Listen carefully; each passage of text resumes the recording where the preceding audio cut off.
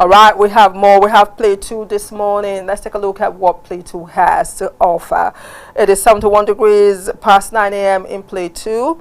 It will rise to 73 degrees at 10 a.m.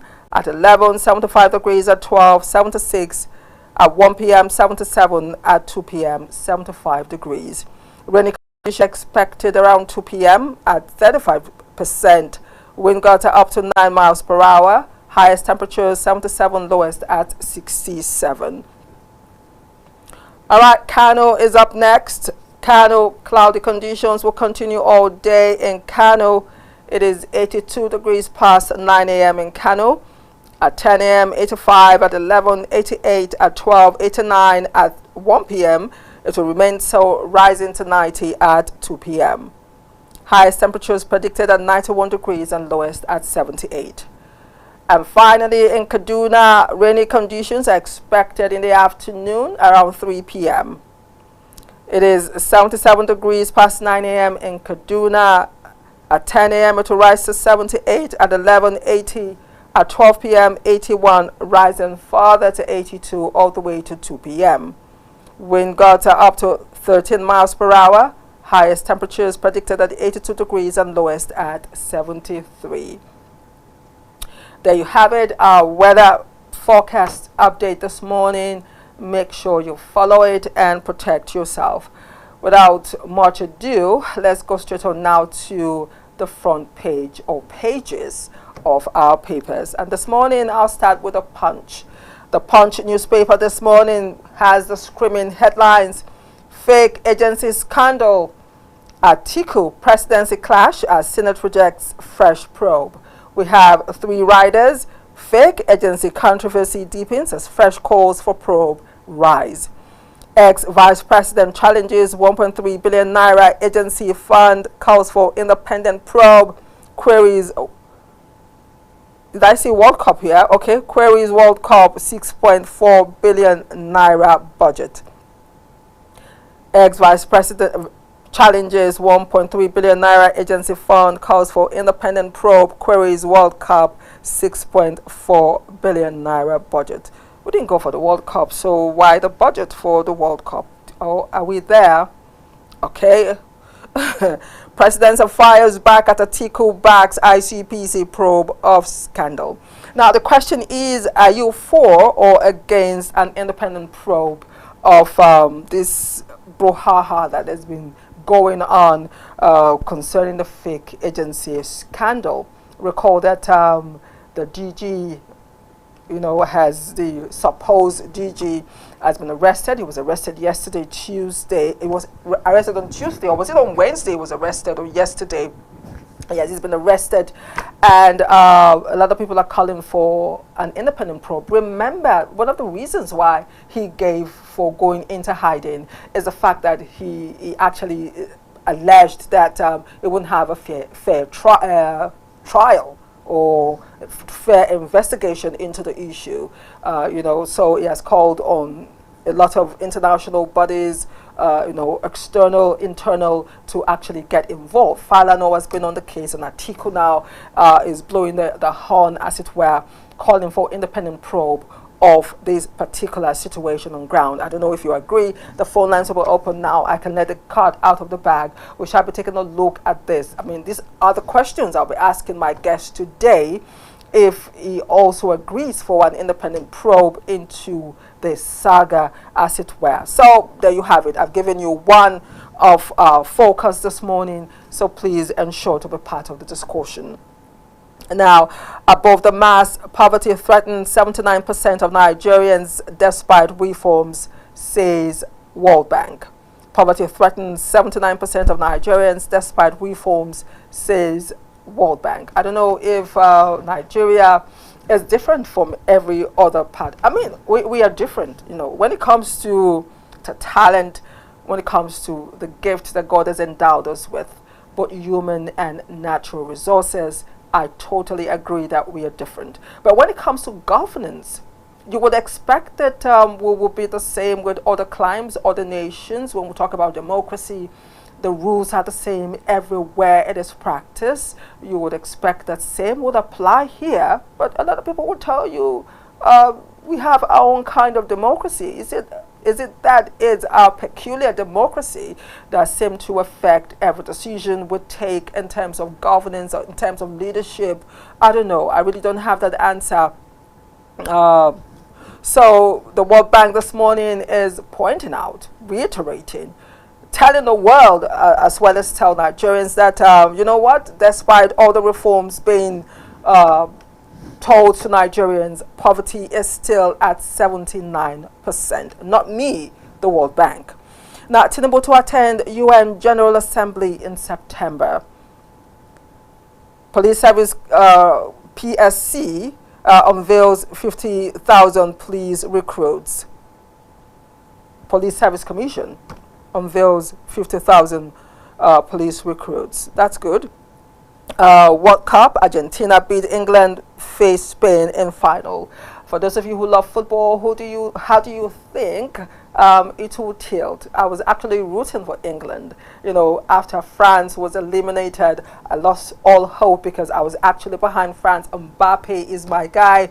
I actually thought France would get to the final. It came as a shocker. So I wanted to see another shocker yesterday between Argentina and England. I was rooting for England, you know. But of course, Argentina is already in the finals to face Spain.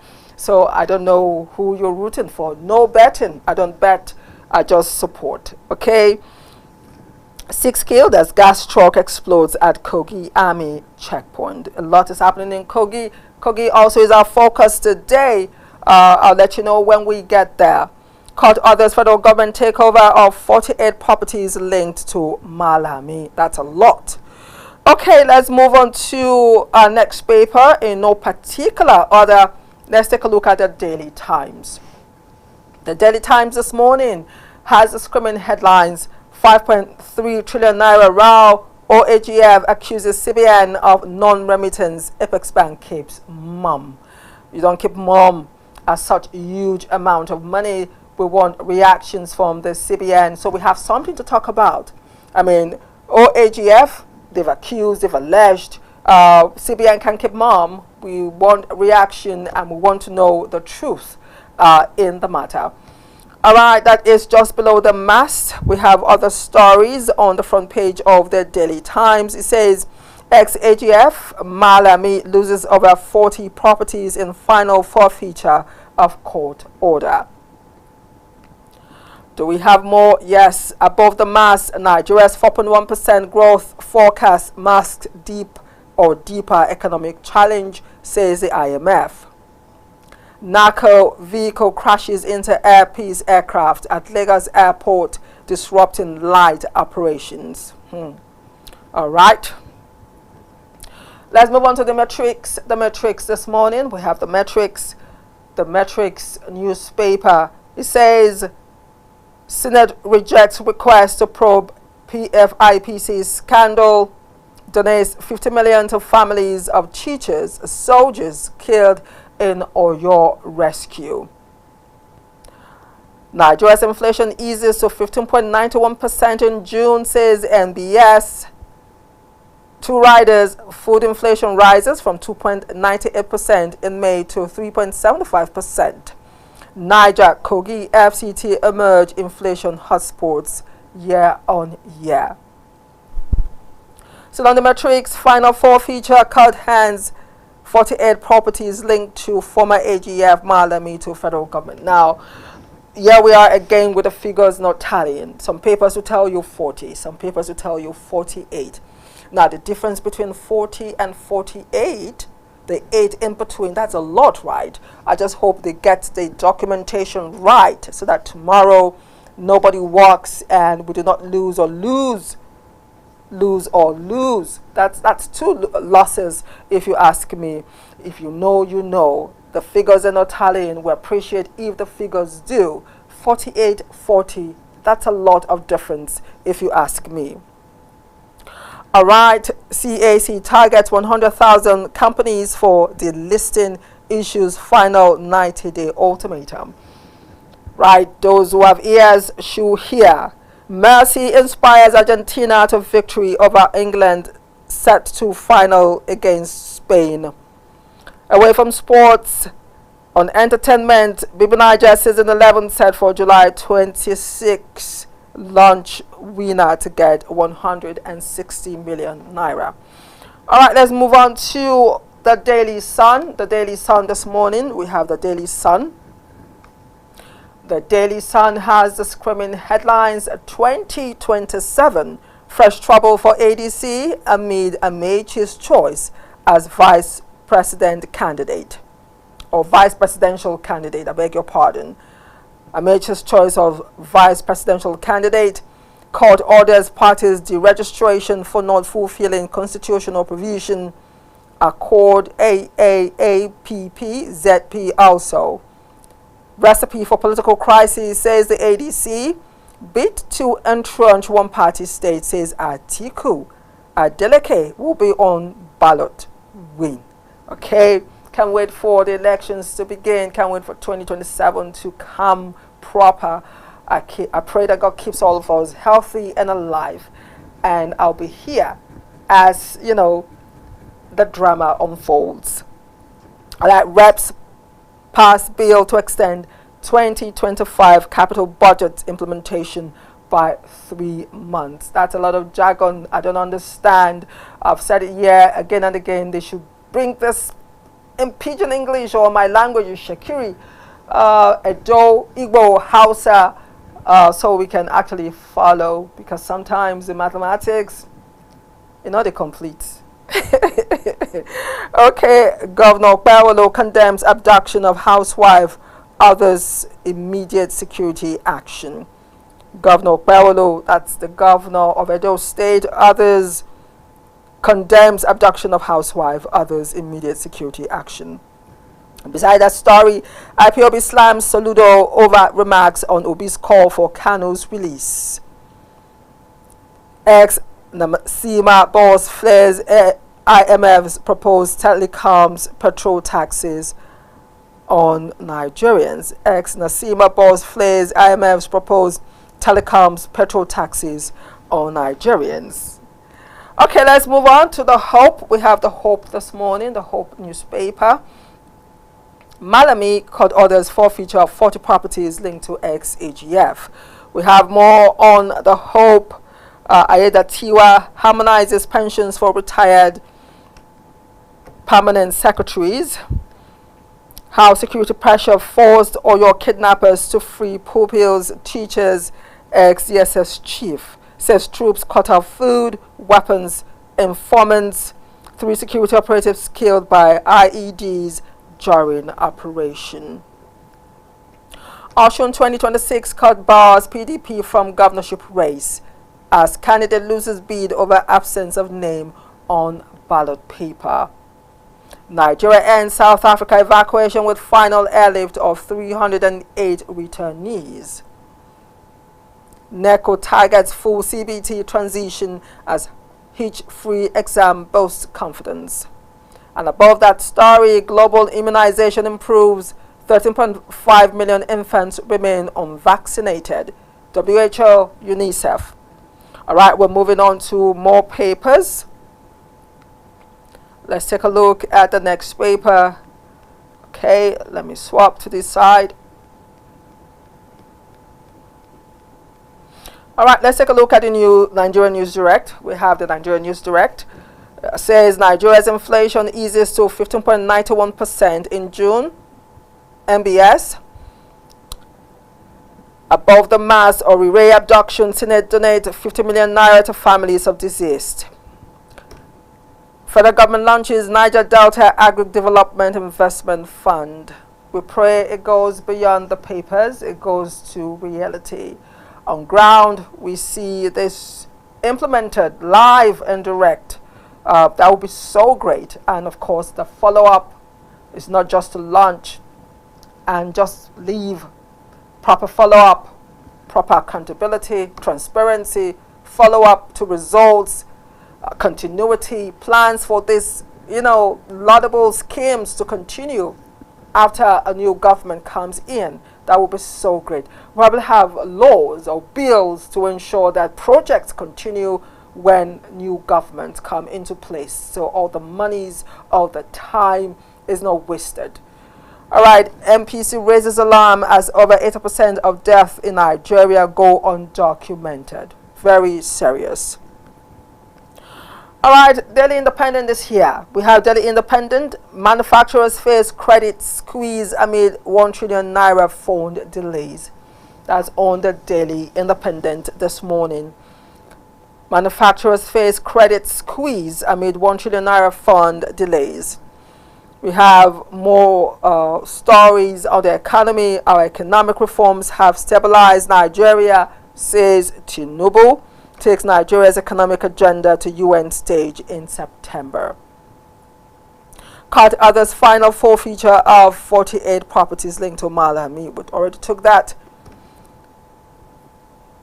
Federal government raises committee to speed up power sector decentralization. Very, very laudable. NCAA grounds aircraft, bans pilots after Asaba scare.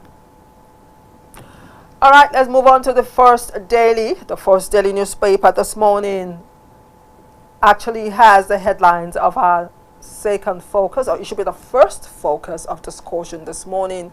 Gunmen storm Kogi NECO exam hall, abduct principal, supervisor for students. Governor Ododo orders rescue operation. Yes, indeed, you heard me right. Kogi, fresh abduction, school children. Right in NECO, the future leaders of Nigeria, those who believe that education is not scam or aram, those who believe education is bad, actually have kidnapped 4 students, abducted principal, supervisor in Kogi State. Just when the Orire incident is still trying to gather, settle its dust, we have fresh students kidnapped right in the exam center. We'll talk about this. We have to, unfortunately. Above the mass, Nigeria economic reforms yielding positive results, says the president. Akpabio unveils 50 million naira relief package for Oyo abducted victims' families. EFCC wins final forfeiture of 48 properties linked to Malami. Below 2027, Kwankwan Cell pushes North and Southeast alliance. Abbas, state police bill won't become governor's political weapon. You sure? Okay, let's see how it goes. We'll get there. The bridge has been built. When we get there, like we say, we'll know. Okay, cabinet of cover-ups. ADC accuses Tinubu of shielding aids. Cabinet of cover-ups, ADC accuses Tinubu of shielding aids. Troops rescue 13 kidnapped victims for terrorist attacks in Zamfara. All right, we have more papers. We are almost rounding off on the papers. Let's take the Daily Monitor. The Daily Monitor also has a story on Kogi. Kogi school attack. Federal government has failed to protect Nigerian children. Kogi school attack. Federal government has failed to protect Nigerian children. Atiku. Above that, FAC, federal government states, local governments share 2.550 trillion naira for June. Federal government, states, local governments share 2.550 trillion naira for June. Tinubu, our reforms have stabilized the economy, position Nigeria for growth, global competitiveness. Okay. Court orders. Okay, we said that. Xenophobia. Federal government evacuates 1,490 Nigerians from South Africa. All right, let's move on to the Voice of Liberty.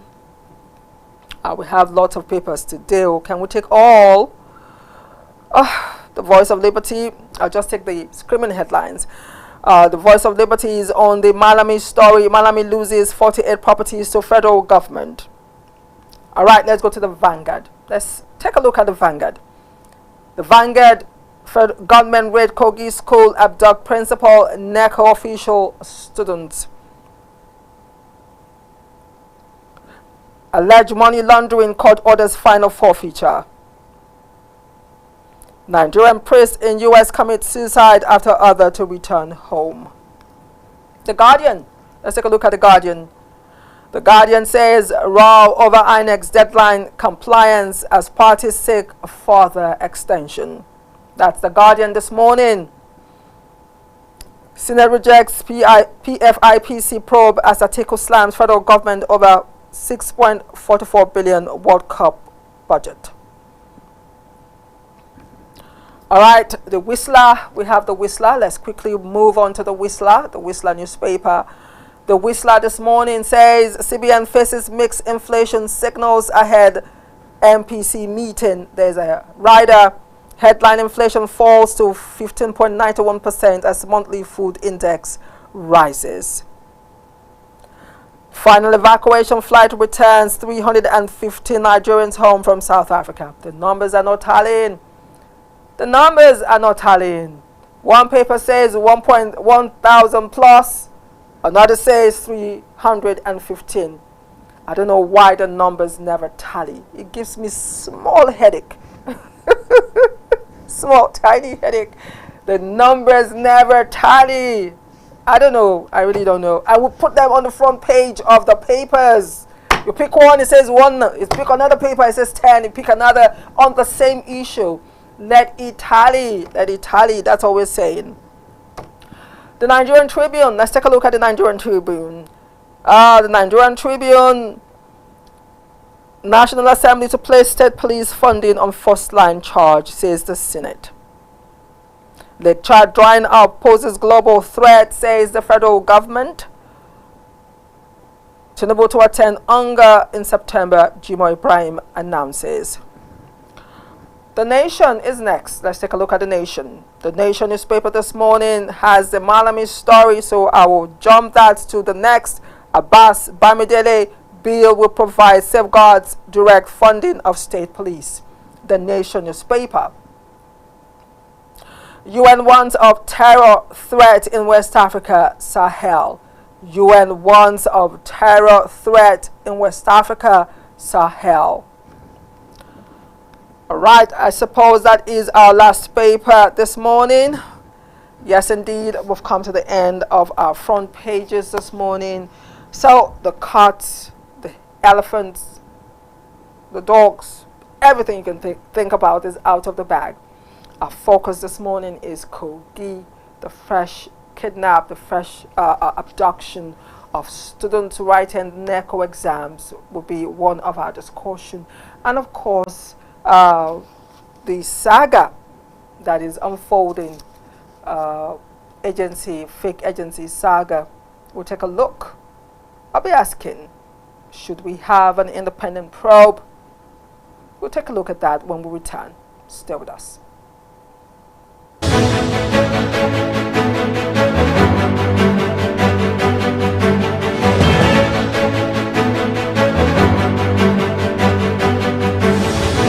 In a world where information is vital to every individual, a platform where technology is a medium to pass information, you can always catch up on all information written in the newspapers, even without having one. Join us on The Press. Reaching live from the Abuja studios. On The Punch for this morning. The Blueprint newspaper, Nigerian Tribune this morning. As we give you information and opinions about current events and topical issues on politics, business, sports, entertainment, weather forecasts, and lots more in the local city, across all states, and across all countries. Showing daily on Star Times, Channel 124, 9 a.m. West African time, only on Kaftan TV. Stay connected with us. That he said it is a reason why I will not do it. I pursue the federal government to pay us our damages. YouTube, Kaftan TV. A very tricky one. And then the bottom line is this. Website www.kaftan.tv. Point is, the youth must come together. The pendulum can swing in your favor. Instagram, Kaftan_TV. Kaftan TV. Imagine a beautiful world.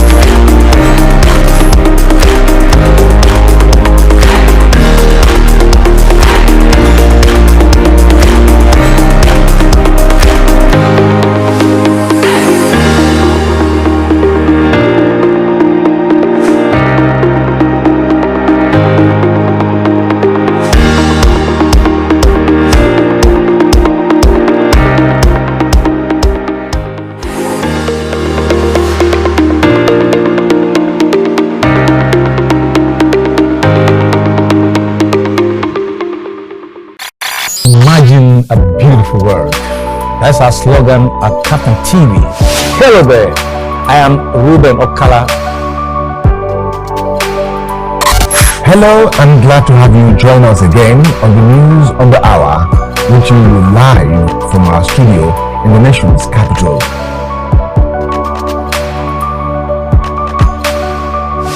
And that has been the news. Many thanks for watching. My name is Fatima Abbas Hassan.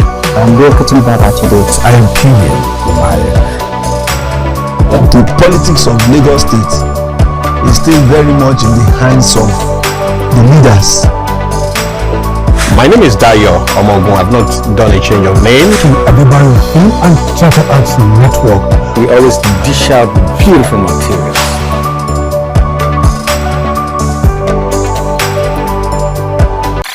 Imagine a beautiful. Hello, I'm Abdulwahid Bushiri,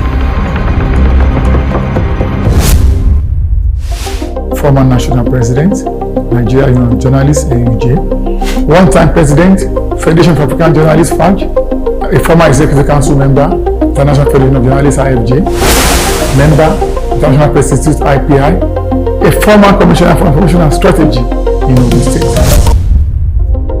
With over 4 decades practice as a journalist and still counting, firing on all cylinders at Kaftan Television.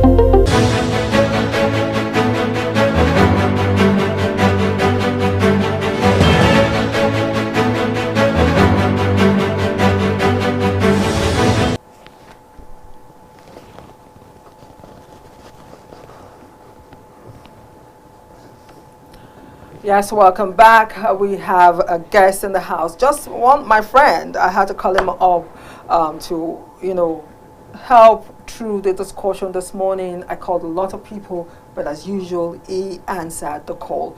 You know the way we do it. We start with our analysis, but first, I'll let you know once again, our focus this morning is Kogi school kidnap, fake agency probe, analysis of our front pages, analysis of newspaper headlines. That's our focus this morning. Kogi school kidnap, fake agency probe, analysis of newspaper headlines. So let me take my analysis as I begin with the first. Now, gunmen have abducted 4 students from the government secondary school GSS in Olowa, the Kina local government of Kogi State. The principal of the school and a National Examinations Council NECO ad hoc staff member were also abducted during the incident. The attack occurred around 5:25 p.m. on Tuesday, while candidates were writing the ongoing NECO examinations, according to security sources. The assailants reportedly stormed the school, seized the victims, and fled to an unknown location before security operatives could intervene. Sources say one of the abducted students has already been rescued, while efforts are ongoing to secure the release of the remaining victims. And of course, our next focus is the fake agency scandal. My analysis on that. Now, the Nigerian police force has arrested Adeyemi, the disowned Director General of the non-existent Presidential Foreign Intervention Promotion Council, PFIPC. Mr. Adeyemi's arrest came hours after Justice Mohammed Umar of the Federal High Court in Abuja issued a warrant for his arrest following an oral application by the prosecution's lawyer, Wisdom Madaki. This followed his failure to appear in court for his scheduled arraignment and charges regarding the activities of the PFIPC. It should be noted that Adeyemi has continued to demand an independent trial of his case. Meanwhile, the Senate has blocked Senator Kawu Ismaila's fresh attempt to investigate the controversial Presidential Foreign Intervention Promotion Council after the upper chamber ruled that the matter was already before the court and under executive review. The alleged ghost agency is said to have secured over 1.3 billion naira in the 2026 Appropriation Act. This latest move came after Ismaila, representing Kano South, rose under relevant Senate standing order in the appropriation process to demand an investigation into the establishment, budget, allocation, operations, legal status, and controversy surrounding the alleged agency. Amid a public uproar over the PFIPC scandal, the presidential candidate of the African Democratic Congress, ADC, Atiku Abubakar, has accused the President Bola Tinubu administration of plotting to manipulate the narrative surrounding the controversial agency by shielding government officials from scrutiny and redirecting blame towards the opposition. All right, that is my analysis. So let me introduce my guest and friend. He is Ismaila Babatunde, a public affairs analyst. Ismaila. Yeah, thank you. How are you doing? I'm doing fine. Thanks for honoring the call this morning to be on the show. It's a service to our nation as well, so we must do all we can to ensure that we give back to our community that has shaped us. Indeed, indeed. So again, we're at the middle of more controversies. Just one trying to clear the air, which is the Anire kidnap, and of course the rescue of teachers and students with 50 million naira, approved for the teachers, the students, and of course military personnel or security personnel who lost their lives in that process. We wake up again, suddenly we have fresh kidnap in Kogi state. Of course, that is on one hand. The next is the saga that is still on. DME has been arrested, but there's been call for independent probe because, as you know, Nigerians have lost trust in a lot of public institutions. Yes, public institutions. They've lost trust, and they're asking for independent probe. Even Adeyemi, the reason why he went into hiding, like he said, is the fact that he feels that he won't have the justice that he seeks. That, beside what the federal government is going after, yes, the case is in courts, but he's seeking for independent probe. But let's start with the Kogi, the latest Kogi abduction that has happened again. What is going on? It's a sad reality, but then again, we still need to show resilience to make sure that we throw our weight behind our security agencies, because I want to believe that quite a number of efforts have been made, and the bandits or the kidnappers now, they are now moving to soft targets, places where they know they can quickly carry out their activities and run away before they will be noticed or before the security agency will be called upon. Globally, I think I heard a report that there is no way every area, every nuke and chronics could be mounted by a security. But then again, you see the respondent of when they are being called, it's something that we also need to look into, the emergencies numbers and how fast they could respond. So I would say that our security agencies need a lot of equipment, needs a lot of technological equipment this period, so that they would be able to increase surveillance, most especially in the areas of areas where we have low. Let me use it this way: that areas that are prone to security threats. So areas surrounded by bushes, surrounded by waters, they could easily navigate their way, take this student and use it as a shield to negotiate for the release of some of their commanders, and which is something that it shows that the security are gradually being all the security threat is gradually being degraded. And again, I also want to appreciate our security agency for the rescue of the Anire student. And sadly, we lost some of our security personnel, and we Nigerians, we are also condoling with the families that may Almighty God give them the fortitude to bear the loss. And I want to believe the government are also doing their own ability to see how they can do some kind of welfare package for the families, which is a bit commendable, even though I would have appreciated that they increase that that welfare package for them and had some other minor benefits to it as well too. So coming back to the Kogi schools kidnap, is a call, like I said before now, that across the 36 states of the Federation, every governor should be able to sit up this time around to ensure that they do all what they can to see how they can protect their residents' lives. You understand? So, and why I would not really want to throw blame this time around is because the government has showed commitment by giving power to states to now have their own state police, which the framework is still under development. The framework is still under development, but what should governors now? What should governors of states do right now? Because I don't know. It doesn't tell well that when the Orire situation is just being the government is trying to bring that under control within a space of a few days. We're having this happen in Kogi. So what should be the action taken now to protect ourselves, especially schools? Since there's a focus, it's been established that schools are under threat, education is under threat, our children are under threat. Schools right now are targets. I can't even call them soft targets anymore. What should be the next line of action? Without waiting for Abuja, what should, local governments? I think, for me, I think there is this collaboration that the state government is having with the vigilante groups. They have, I've forgotten the name they call them in Kogi State.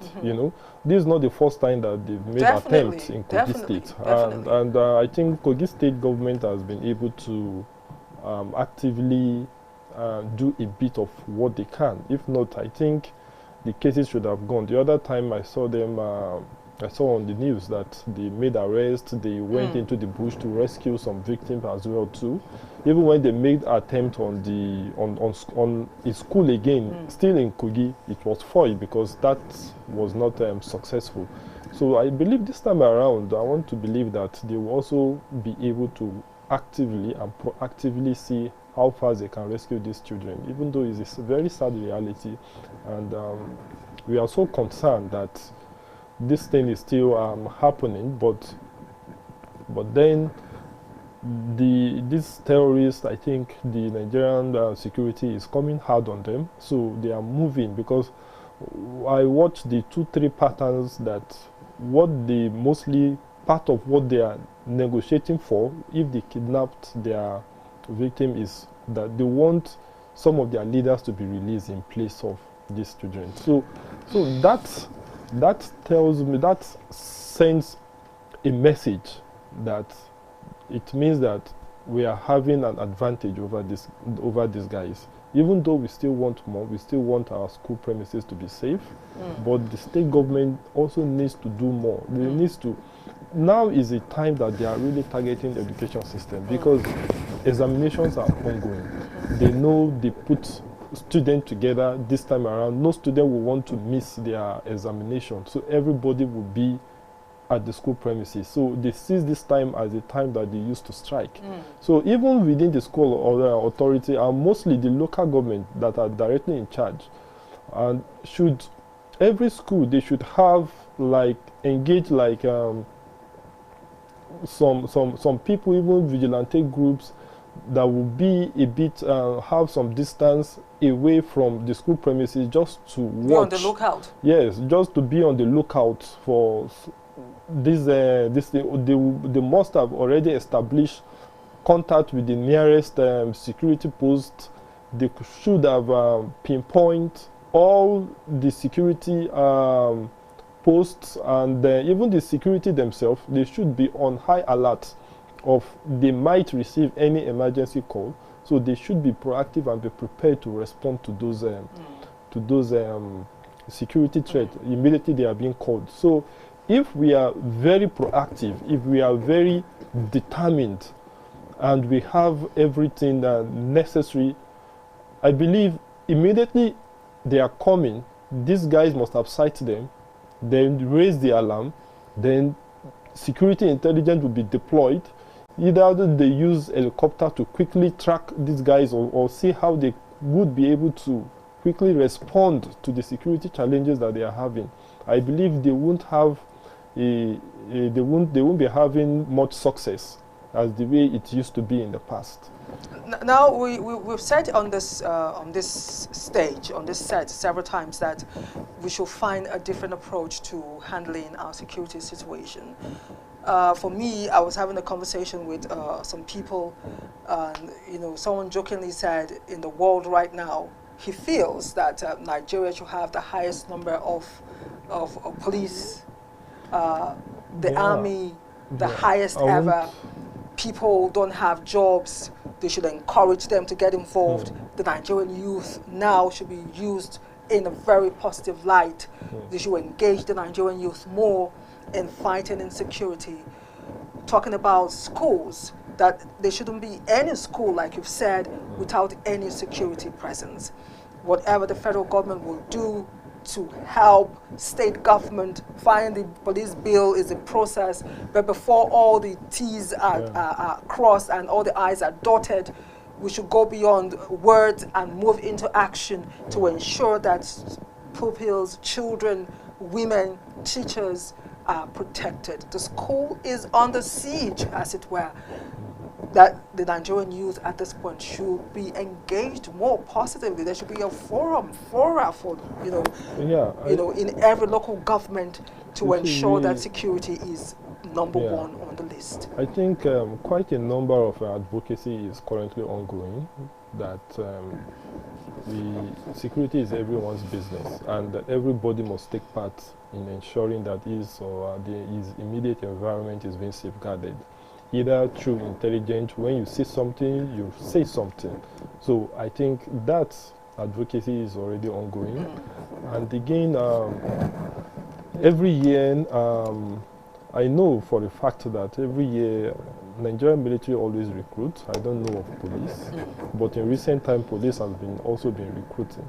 Even me, I am part of those who agree to the terms that Nigerian police alone have nothing less than a minimum of like 2 million personnel, so that we can properly fight a large number of our areas.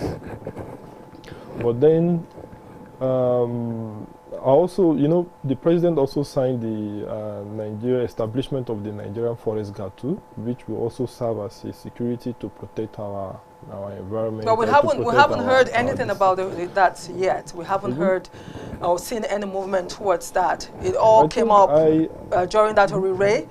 It wasn't something that started recently, but it came up again with other states, with different states agreeing to key into it, with others not, but we haven't heard anything, seen any movement in that direction. They will find a way out around that time, those things. But the good thing that I'm just happy about is effort is being made to ensure that these things are really brought down to its new. And again, we just need to be proactive. Okay. Either as we are advocating that they should increase the number of their personnel and all of that, the state government, they need to do more of intelligence gathering. What we have in our hands now, we should just have to see how we can maximize the use of it. If it is agreeable that every police they cannot deploy like quite a number of police across all the communities within the federation, but then each areas, anywhere there is security present, for example, maybe they are divisional police, there should be a template that there is a minimum standard of security equipment that will be available, so that any community within that jurisdiction, once they have an intelligence report, they would be able to quickly move into it to see how they can ameliorate all these this issue. Okay, the phone lines are open. Please let's open the phone lines now so people can call in and be part of the conversation. Even though the phone lines are open, we will take a short break. When we return, the conversation will continue. Stay with us.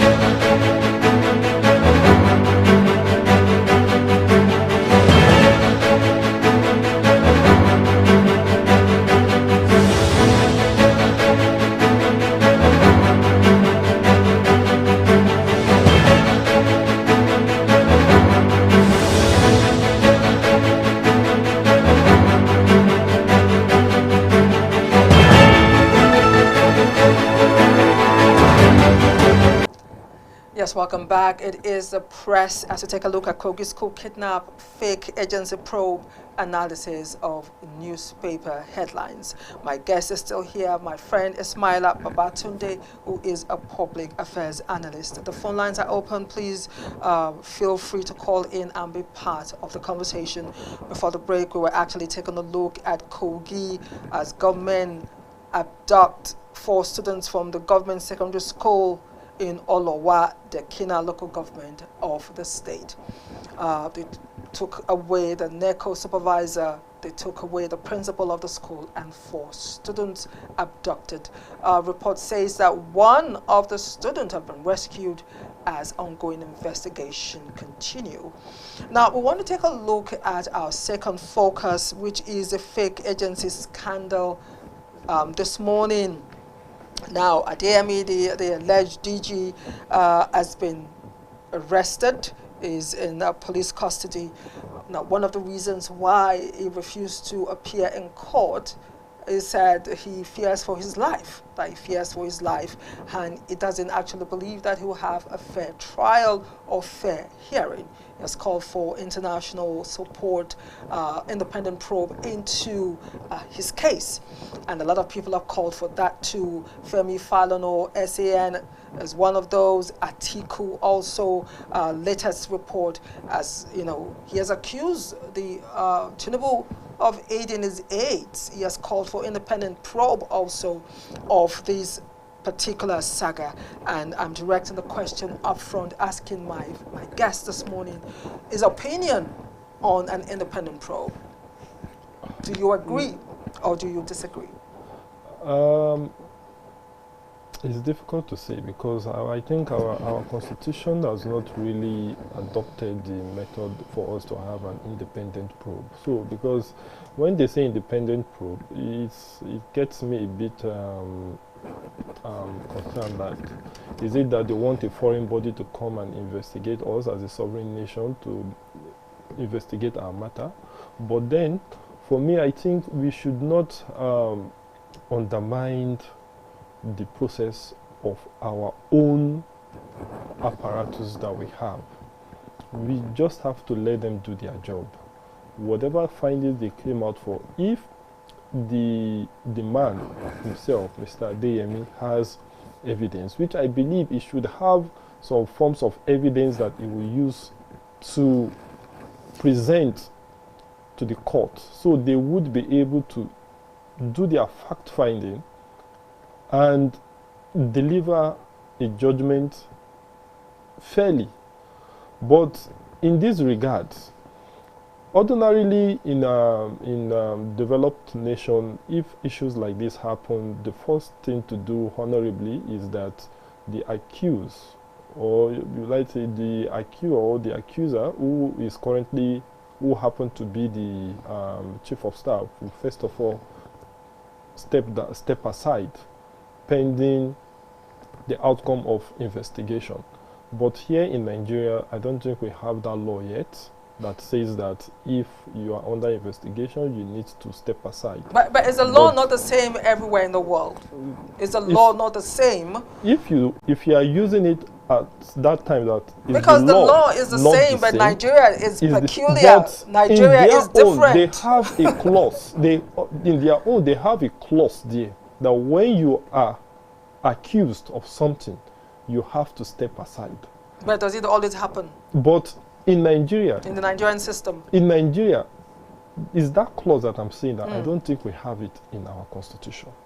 Okay, okay. Beside the Constitution, let's talk about integrity. Let's talk about transparency. Yeah.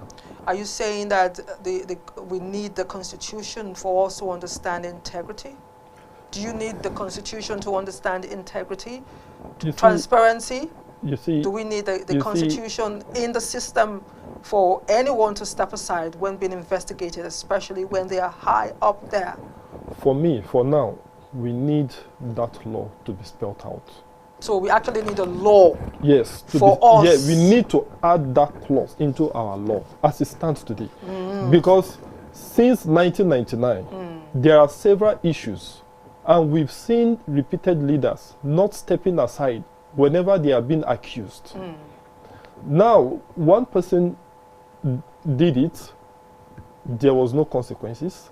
It has become a repeated occurrence. So the best way is for us to find a way to insert that clause into our law. But it works because we have clauses. We have clauses that have been flouted repeatedly.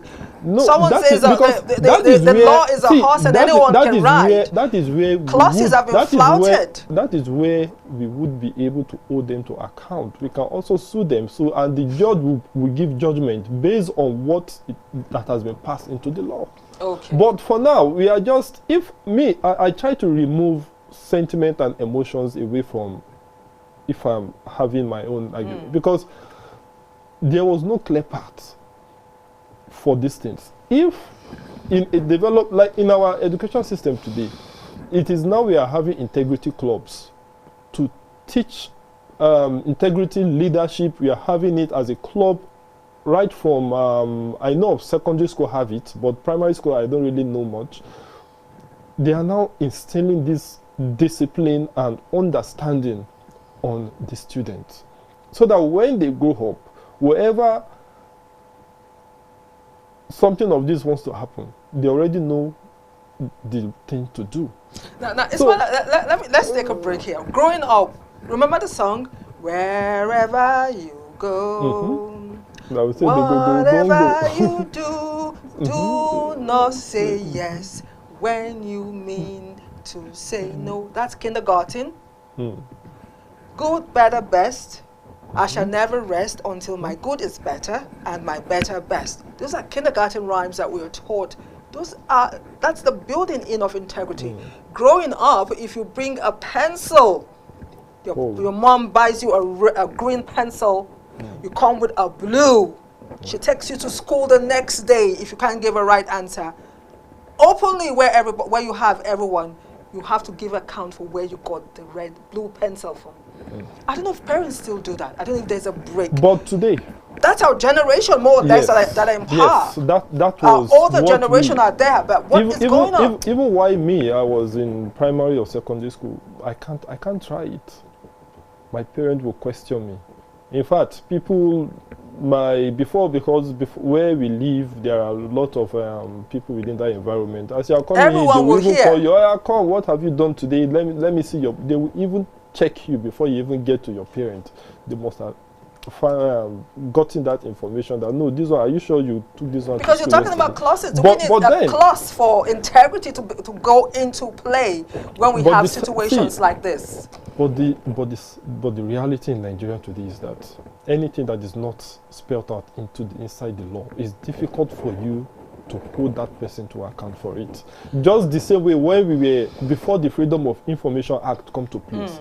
Even when you ask for information about certain government contracts and all of this, nothing is being done. Not until that clause, they passed that bill, and that clause was infused into the Constitution of the Federal Republic of Nigeria. That is when we were able to use that FOI bill to extract any information that we want to get. You see, our cultural orientation in this part, sorry to say, I don't know, I've never lived maybe in the UK or US to understand how their own system, but in this our own system, if it's not if it's not implemented, if it is not being passed into law, they would definitely flood it. And even when you sue them, they will be cleared because there is no evidence, there's no law that has spelled it out for them that once you are being investigated, you should step aside. If you did not step aside, the consequences is XYZ. We don't have it yet in Nigeria. Now, so that is why they will ride on it. They will take advantage of talking about that loophole. This has caused Atiku now to accuse the Tinubu government of shielding its aides.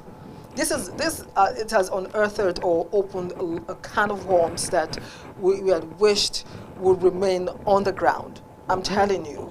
Now, Atiku, former vice president, is accusing the Tinubu or President Tinubu of shielding his aides because of this particular situation. Left to me, if I were Tinubu and this had happened, I would tell Gbajabiamila to step aside. Do you understand? But the question, my opinion here, doesn't count because you haven't actually given me a straight answer by saying, okay, you've given a partial by saying you do not think that we should call for independent probe into this. Again, talking about independent probe, Makinde is calling for independent probe into the Orire saga, the Orire kidnap, and of course release. What do you have to say about that too? To me, that's partisan. Really? Yes, to me that's why partisan. so? Because when the abduction happened, everybody was crying out. There was a protest. You didn't call for an attention. You didn't call for international community to come in and see how they can assist the security agency to maybe through their satellite imagery to pinpoint where these people are and rescue them. But this time around, you are calling them after they've been rescued, then you are now calling that they should come and investigate why they were or how they were being rescued. Is it that for me, I'm just thinking that, do you want this student to still be in captivity or how? Or is it because he was hungry, because he was not carried along, like they were not relating, he was being sidelined until they finished the rescue of these pupils? So to me, I just take it that it's political. It's more political than giving the actual fact. Another thing is, there has been kidnappings targeted within the school. So if you are basing your own only for your own, for me it raises a question. This time around, we should be preaching unity. We should be seeing how we can collectively address this issue of insecurity. Not because the 2027 general election is coming by, then you guys are partisan. You are saying because you declare for presidency at 5 p.m. there was kidnapping that happened 9 a.m. All of this. Well, for me, it sounds very partisan for me. So which I pay less attention to it. That's just the fact for me. I pay less attention to it. Okay. Now coming back to the DG, the arrested DG of now this ghost agency. I mean, this man was able to secure 1.3 billion naira in the 2026 Appropriation Act. That's a lot. That is quite a lot of money. There's a big question mark there. His ability to go through the system. Go through the system, and up until like the now. other time I said that the way our system is, the means of verification is a bit difficult. If somebody brought a letter now, he said, this letter is from, let's assume, Ministry of Information, and they brought it to you. How do you verify it that what the letter, that this letter is authentic? So I said, for my own solution is that there should be a kind of a security that will be encoded, that we can even just verify it with our phone using maybe the QR code methodology mechanism to first of all verify that this information is authentic before we can act. But in Nigeria today, we don't have that across.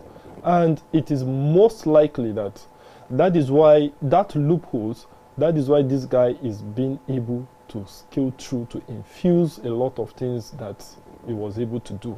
Because there is no mechanism for accountability. Even transparency is a bit difficult.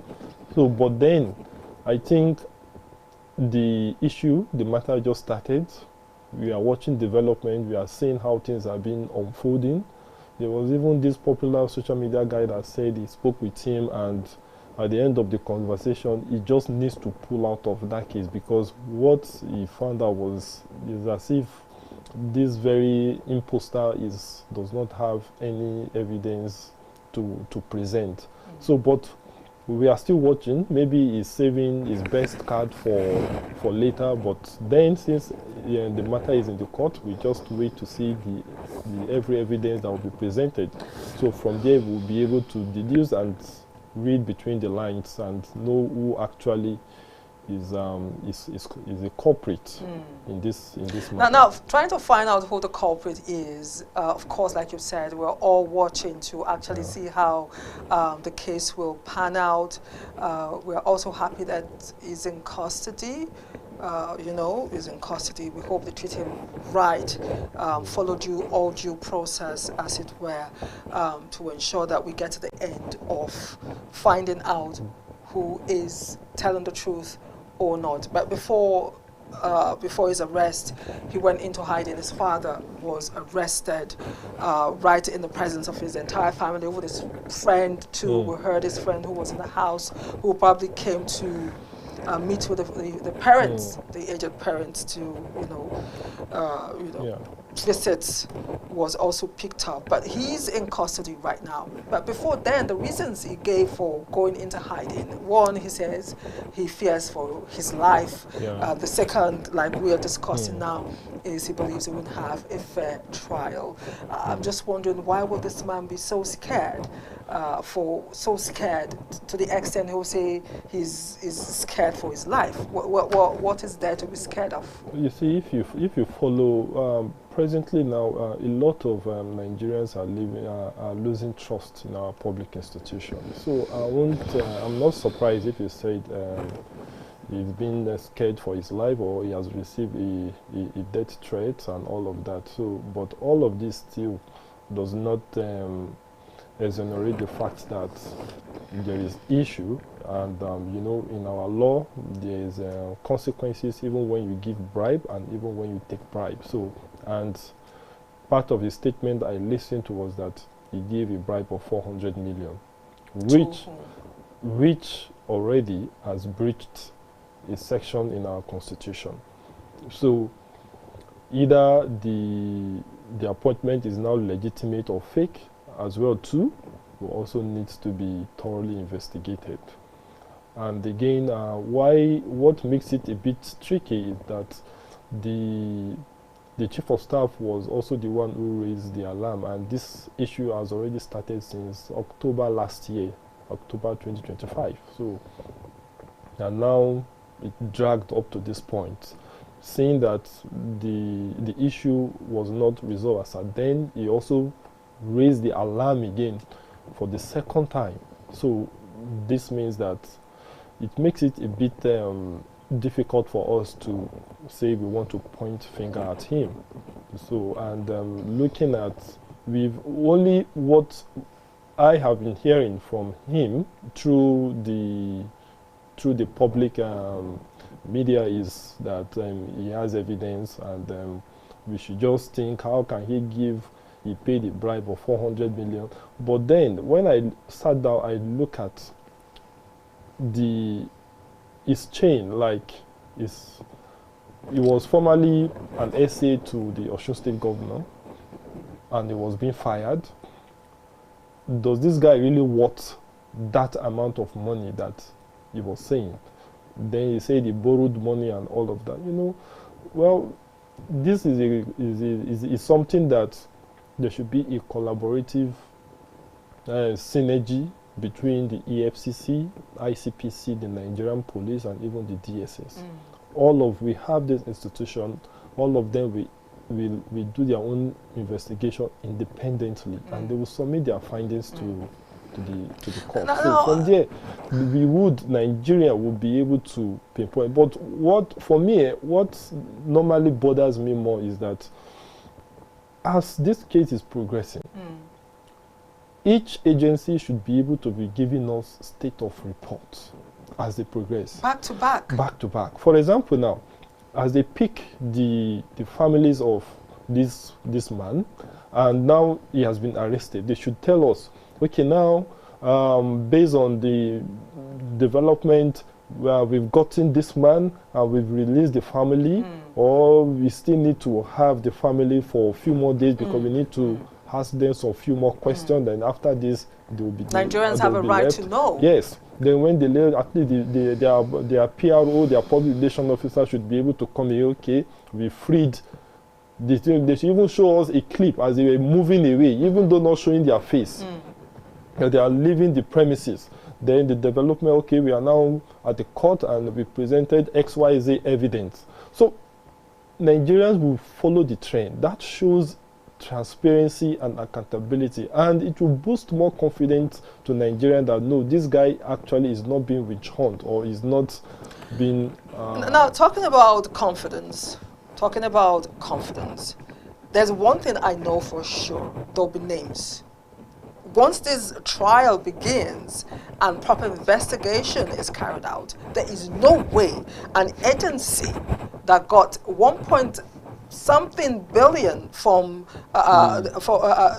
money from the Nigerian government, and of course we hear 400 million was paid as a bribe.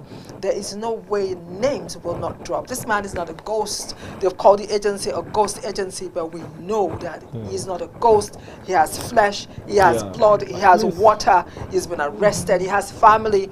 Questions will be asked, and we know that names will definitely drop. Now, the question I want to ask, do you think we'll get to hear those names? Because there'll be eye up there.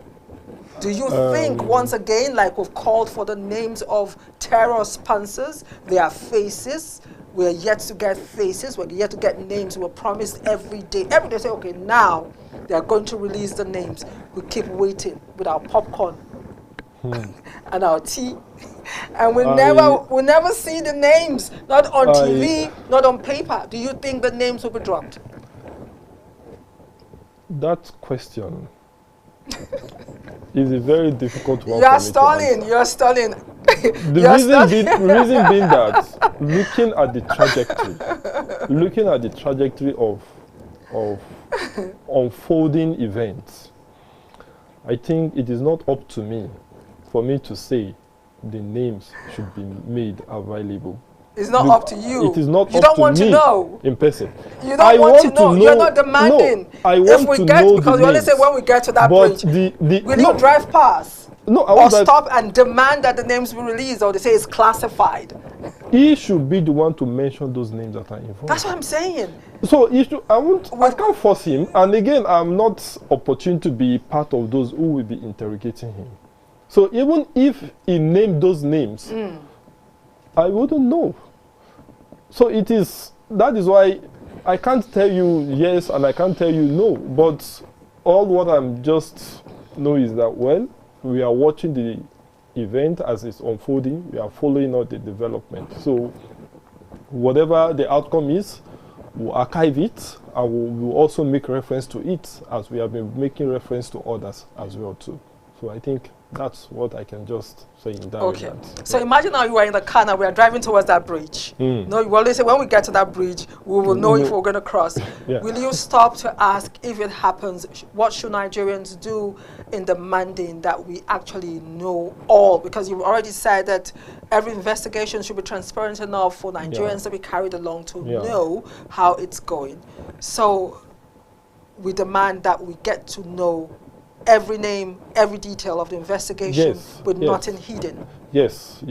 That's what we Nigerians, that's what we are expecting, that they should give us update as progress is being made towards towards this issue, because it has given it is an internal, or is a national mess. But do you think we've seen the end of fake agencies? Do you think we've seen the end of ghost agencies? What action should the government take now with this saga that has unfolded in fishing out more of this, if there are any at all? Do you think I don't know if perhaps I don't know, this is the end of it? I don't know if it's already ongoing, or maybe they haven't. But by now, I believe we should have published the names of all the agencies. Even maybe the chief of staff should have, even through the president, should have communicated to all the ministers that publish all the names of your agencies to the public. Let everybody see the agencies, those who head that agencies. You understand? Put it out to the public first, so that we'll be able to see if there are any other ones that are hiding under the disguise of all these illegal scheme. Nigerians will be able to quickly point it out that this one is existing somewhere in this place. So it will ensure a broader view of all of this, to clear our image first. And even the Nigerians will know that, okay, yes, the government is being is doing all its best to ensure that this does not have a replica. We don't have time, as usual. That's your camera there. Let's sign off in our dialect. Please go ahead, Ismaila. Okay. Ẹ káàárọ̀ ẹ̀yin ọmọ Oòduà. Mo dúpẹ́ lọ́wọ́ yín, a dẹ̀ fi àsìkò yìí a fi ń kí àwọn agbófinró wa fún rescue àwọn ọmọ tí wọ́n mú ní àhámọ́ ní Oríire. So ẹ jọ̀ọ́, àwọn ọmọ Yorùbá, ìgbàkúgbà tá a bá rí nǹkan tó ṣe bí àjòjì sí wa, ẹ jẹ́ ká tètè ká fi tó àwọn agbófinró lọ́wọ́, so that wọ́n á lè tètè gbéra láti dẹ́kun ìwà ìbàjẹ́ yìí. Ẹ ṣé. Ẹ ṣé o. Thank you so much. My guest, Ismaila Babatunde. He is a public affairs analyst and, of course, a weather guru. I appreciate you so much for being on the show this morning. Thank you, Madam Thank Anire. you so much. Our topic this morning: Kogi school kidnap, fake agency probe, analysis of newspapers headlines. I hope you understood the topic and you followed step by step. Unfortunately, you didn't call in. Let's hope that tomorrow will be different as you called in on the press. My name is Anire Binitie. Thanks for watching. Enjoy the rest of your day. Bye.